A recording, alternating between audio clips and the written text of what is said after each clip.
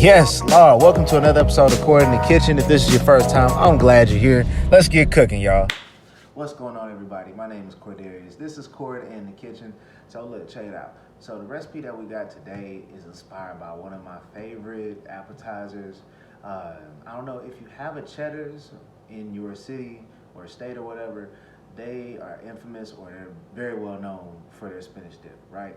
And while we're not using their recipe, it was just inspired by them because I really wanted some, but I didn't feel like I wanted to get some. So this is what we got. Yeah, so it's a 3-cheese spinach dip, and we gonna make this thing in under 20 minutes. And then I'm trying to tell you, man, you're gonna have people coming to your house asking for it on the regular. Do you hear me? All right. So anyway, without further ado, let's go ahead and hop straight off into things. One thing's for sure, it's something about a cheese pull that is just like one of the sexiest things ever. Yes, I said sexy, but look, this by far is one of the easiest recipes I've ever put out, but yet still one of the most gratifying, you know, because look, spinach dip is a highly sought after appetizer, and you can make this in probably about 20 minutes tops, all right?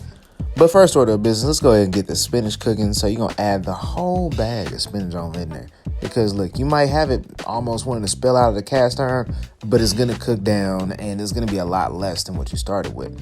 All right, simple enough. Just make sure you keep on moving the spinach around so it doesn't brown on the bottom. Next up, what we're going to do is get 2 blocks of some cream cheese, and we're going to put it in the same pan that we cooked the spinach in. So right now the heat is on medium to medium low. We just want to go ahead and melt that cream cheese down really well and just soften it up a little bit before we add it into the oven, because everything's going to bake in the oven ultimately. And next, go ahead and grab you some minced garlic, all right? The garlic is just going to add another layer of flavor, okay? So get some minced garlic, do 2 teaspoons, add that on in, and then let that garlic infuse throughout the cream cheese, right?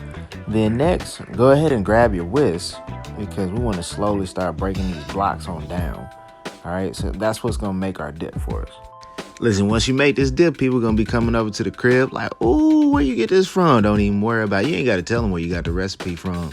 Just, hey, this go hit on a different level. But anyway, I got sidetracked a little bit. But yeah, like I said before, go ahead and get you some sort of kitchen tool to go ahead and break that on down. You could also simply just use like a hand mixer and kind of get everything mixed that way too. Do whatever. I just chose to do it in my cast iron skillet just like this here. I digress. But look, so now what you're going to do is take that cooked spinach that you have, that you set aside, go ahead and add that back into the cast iron skillet, because what we're going to do is get the rest of our ingredients. Like I say, for the most part, it doesn't matter which order you do this in. You could add the cheese in first. You could add in whatever. As long as the cream cheese is melted down first, it doesn't really matter what you do. All right. But we're going to grab some Kraft Triple cheddar. Or, I mean, it really doesn't too much matter what you get. Get whatever your favorite cheese is. But what I'm putting in this is going to be Kraft Triple cheddar, some Gruyere cheese, and then we're adding in Parmesan cheese. But anyway, back to it. So like I said, I'm adding Kraft Triple cheddar cheese right here. Do whatever feels right to you. I'm doing at least one hefty size handful of some cheese, because we want this thing to be nice and cheesy. We want that cheese pulled after it comes out the oven. All right. Next, we're going to go ahead and grab some more cheese, because I don't really think there's such thing as adding too much cheese to something. But, okay, so what I'm doing there is breaking down half of a block of some Gruyere cheese. And, also, try that in your mac and cheese, too. It goes so crazy. Oh, my God. It is one of the best things that I ever came up on. But anyway, yeah. So you're going to add your Gruyere cheese in just like that. Break it down to however many chunks you want to. It doesn't really matter. It's going to melt anyway. You know what I mean? And then after that, we're going to go ahead and incorporate everything. Add a knob or 2 of butter, okay? That's just going to help add more flavor in there because this is salted butter.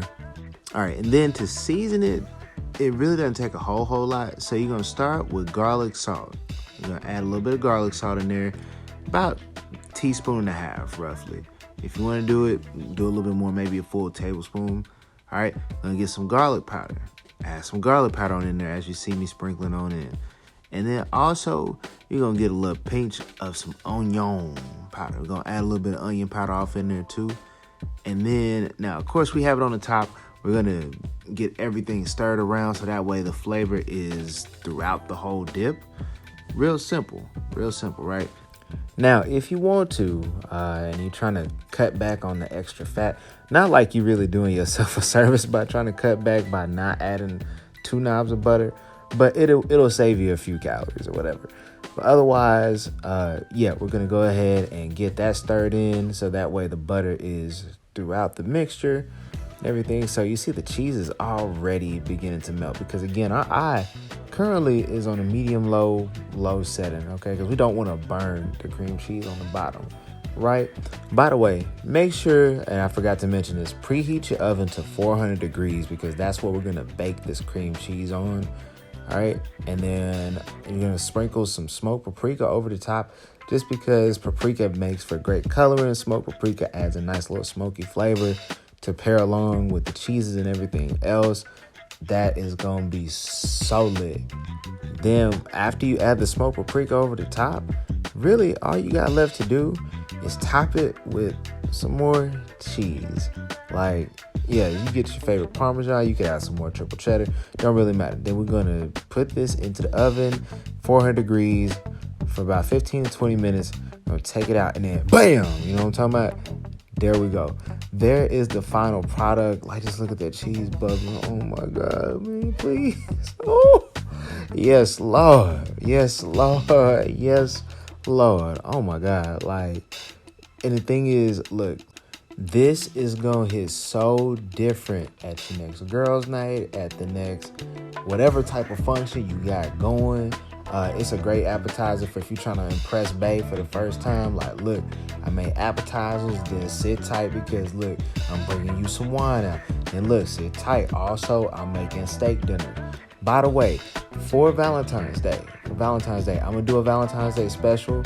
So that way, you know, if you got a special somebody in your life, you can do something special for them. And go ahead in the comments, drop me some suggestions of Valentine's Day meals that y'all will want to see. Because look, through food, you can snatch the soul. And if you can snatch the soul, well, you're going to have a great Valentine's Day. That's all I got to say about that. So look, give me an appetizer, entree, and dessert that you want to see. I'm going to do a Valentine's Day special for you guys and put it out for the beginning of February. And then let me know how your Valentine's Day goes. And depending on how you got here, I might as well just ask y'all a question or two, right? So let me ask you this. On a scale of 1 to 10, how important is Valentine's Day to you? You know, there's no right or wrong answers on this. I'm just curious to see what people think. There's some people that feel that it's a necessary form of expression of love. Some people feel that it's just another day as a marketing ploy. I'm just curious. And then also, do you have a boo, bae, entanglement, wife, anything like that, significant other that you're going to be celebrating Valentine's Day with? Or are you single and it's going to be a self-care day or a date? Whatever. There's no right or wrong answer, but I love you. I'm going to get out of here. There it is. You got my 3-cheese spinach dip recipe. Go ahead and give it a try. Tag me, and I'll see you on the next one.